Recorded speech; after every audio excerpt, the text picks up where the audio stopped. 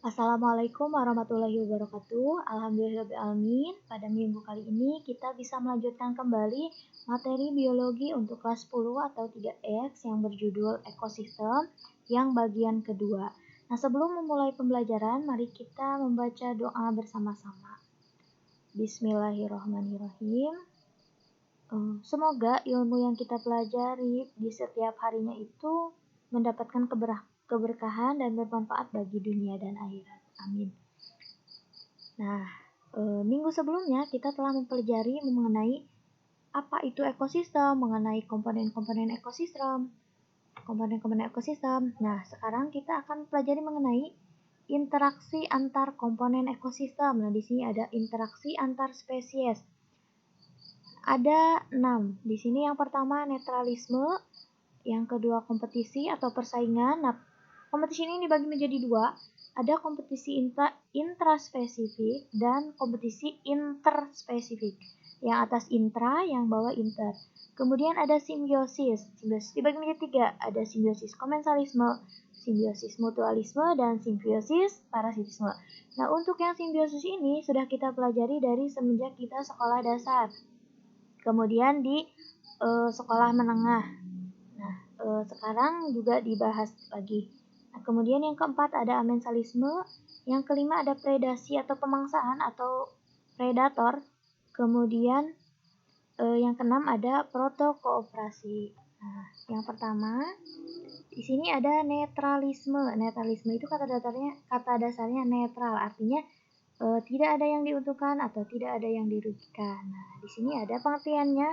Netralisme itu interaksi antar dua atau lebih spesies yang masing-masing tidak terpengaruh oleh adanya asosiasi. Nah, asosiasi ini adalah hubungan atau interaksi antar organisme. Kemudian contohnya itu adalah sapi dan tikus. Nah, di mana sapi itu kan kalau hubungan antara sapi dan bukan sapi dan tikus ya. Di sini ada sapi dan kucing. Nah, hubungan sapi dan kucing ini tidak saling terpengaruh. Kenapa? Karena sapi itu makannya rumput, kemudian kucing ini makannya tikus. Nah, untuk tempat hidupnya juga berbeda, sehingga tidak saling terpengaruh. Kemudian ada kompetisi. Kompetisi ini persaingan. Nah, persaingan. Pengertiannya itu adalah interaksi antara dua atau lebih spesies yang saling menghalangi. Nah, namanya juga kompetisi atau persaingan, jadi dua atau lebih spesies itu saling menghalangi. Nah, di sini ada 2. Yang pertama ada kompetisi intraspesifik dan kompetisi interspesifik. Nah, yang kompetisi intraspesifik itu adalah persaingan yang terjadi antara organisme dan individu yang memiliki spesies sama. Contohnya, sesama kambing jantan. Nah, sesama kambing jantan ini berkompetisi untuk memperebutkan kambing betina. Nah, itu yang intraspesifik. Kemudian untuk yang interspesifik pengertiannya adalah persaingan yang terjadi antara organisme atau individu yang berbeda spesies. Kalau yang intraspesifik tadi adalah satu spesies atau spesies yang sama.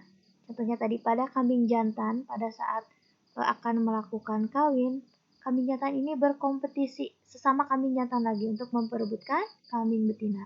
Nah, untuk yang kompetisi interspesifik ini beda spesies. Nah, contohnya pertumbuhan jagung dan rumput yang sama-sama tumbuh di ladang. Jadi, persaingan antara tumbuhan jagung dan tumbuhan rumput itu sama-sama tumbuh di ladang kan, di tempat yang sama, persaingannya saling berebut nutrisi misalnya gitu.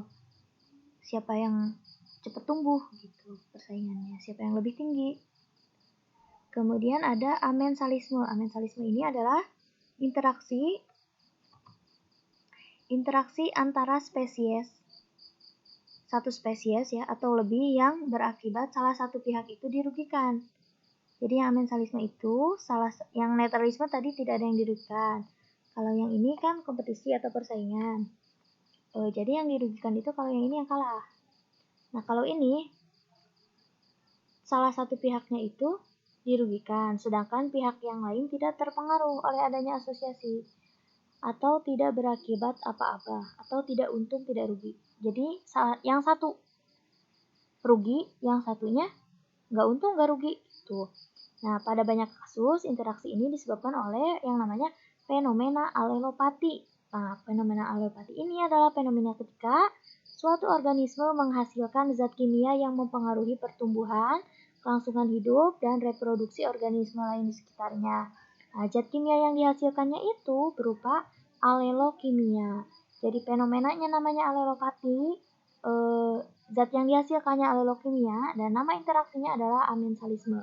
Contohnya adalah Nerium oleander menghasilkan racun yang mematikan bagi manusia. Jadi nih, pihak yang dirugikannya manusia dan yang neriumnya ini tidak untung, tidak rugi, tapi merugikan. Kemudian ada ganggang hydrodikton dan Skenedemus menghasilkan antibiotik yang dapat mematikan bakteri. Nah, pihak yang dirugikannya itu bakteri. Nah, untuk yang Skenedemusnya ini tidak untung, tidak rugi. Gitu. Kemudian ada simbiosis. Nah, simbiosis ini kan udah sering kita dengar ya, interaksi antar makhluk hidup simbiosis ini. Yang pertama ada komensalisme, ada mutualisme, ada parasitisme. Yang pertama kita bahas komensalisme dulu. Komensalisme itu adalah interaksi yang terjadi antara dua atau lebih spesies yang salah satu pihaknya untung, sedangkan pihak yang lainnya tidak terpengaruh adanya asosiasi atau tidak dirugikan. Jadi salah satunya untung, salah satunya tidak dirugikan. Contohnya pada ikan hiu dan ikan remora. Nah, kenapa salah satu dirugikan dan salah satu diuntungkan dan salah satu tidak dirugikan atau tidak terpengaruh? Itu misalnya ini ikan remora. Ikan remora kan mengikuti ikan hiu nih kemana-mana nempel, sehingga dia terlindungi dari yang namanya predator. Sedangkan bagi ikan hiu, ikan remora ini tidak ada pengaruh apa-apa, tidak merasa dirugikan gitu. Juga tidak merasa diuntungkan. Yang diuntungkan hanya ikan remoranya saja. Kemudian ada mutualisme, mutual, jadi saling menguntungkan. Pengertiannya adalah interaksi antara dua spesies atau lebih yang masing-masing pihak memperoleh keuntungan dan saling membutuhkan sehingga asosiasi tersebut merupakan keharusan. Jadi karena saling menguntungkan, dua-duanya saling terpengaruh, sehingga hubungannya itu merupakan suatu keharusan. Nah, contohnya itu pada lichen, merupakan mutualisme antara jamur dan cyanobacteria, jamur lichen. Kemudian bisa juga terjadi pada contohnya bunga dan kupu-kupu atau bunga dan serangga atau bunga dan lebah. Nah, ini diuntungkannya bagaimana? Nah, si bunga ini si kupu-kupu ini menghisap madu yang ada pada bunga. Nah, nanti si bunga ini terbantu proses penyerbukannya oleh serangga atau oleh kupu-kupu ini, sehingga mereka itu saling menguntungkan satu sama lain. Jadi hubungan antara si kupu-kupu dan bunga ini merupakan suatu keharusan. Nah, kemudian karena kenapa keharusan? Karena si kupu-kupu ini membutuhkan madu dari bunga, dan si bunga ini membutuhkan bantuan serangga untuk proses penyerbukan. Dan yang ketiga ada parasitisme. Dari kata dasarnya aja parasit ya, parasit. Dimana kita tahu parasit itu adalah sesuatu yang merugikan.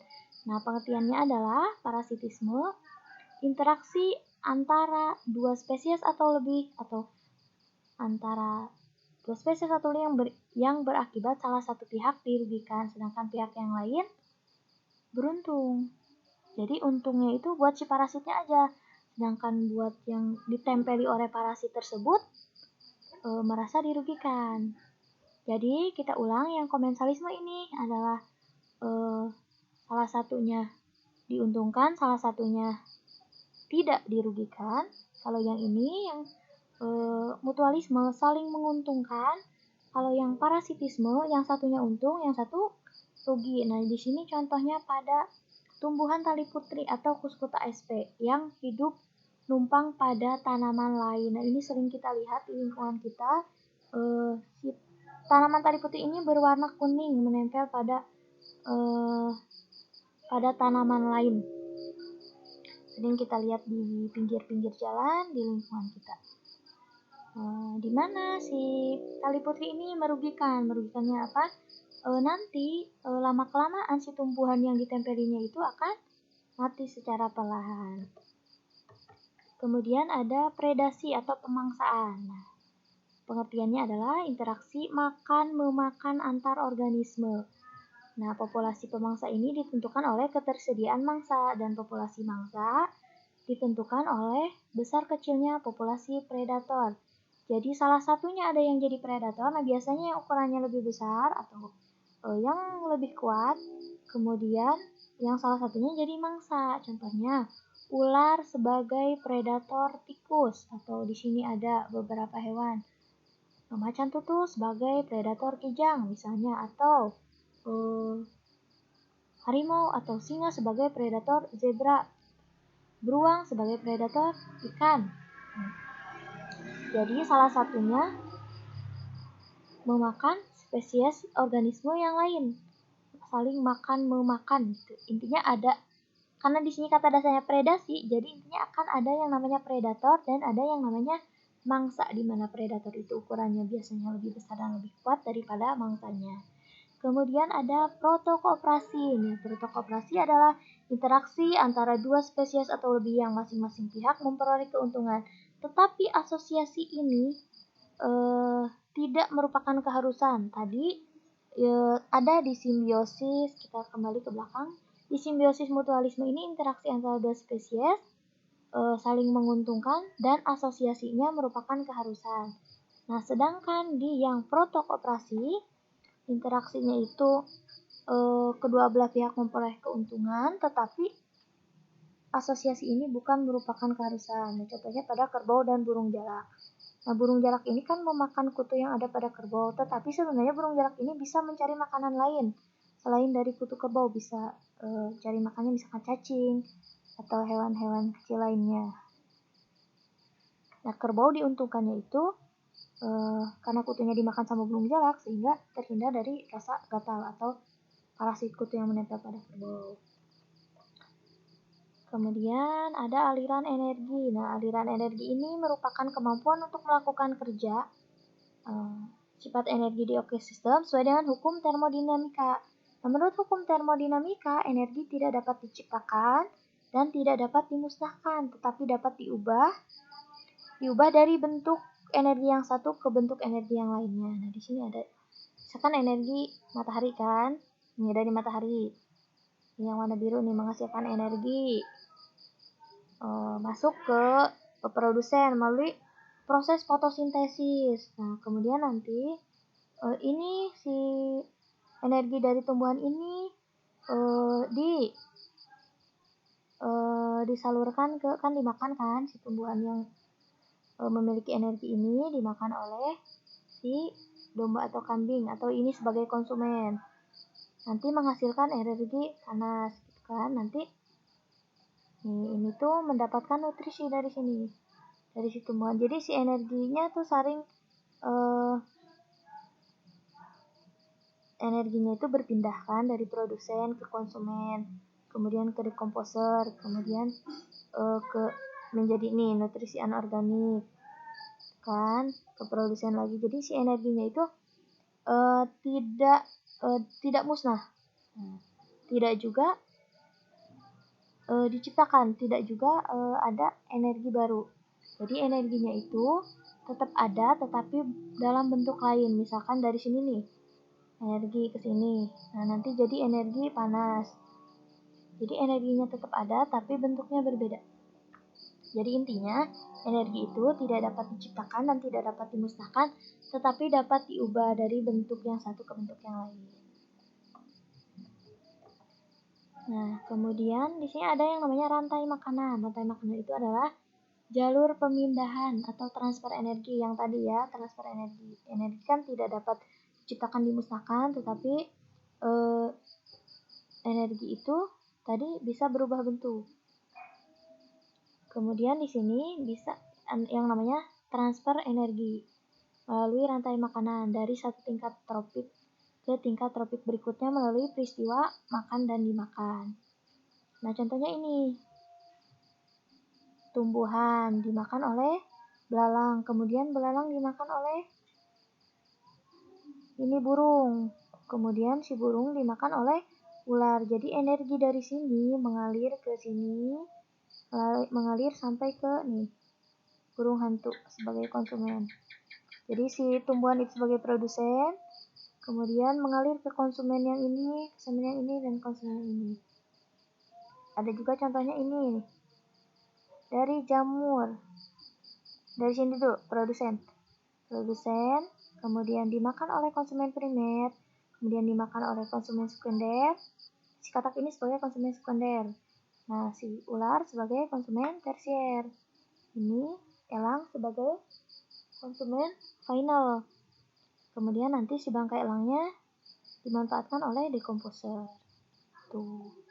Jadi energinya tuh mengalir. Jadi kan dari energi matahari. Energinya dari matahari nih.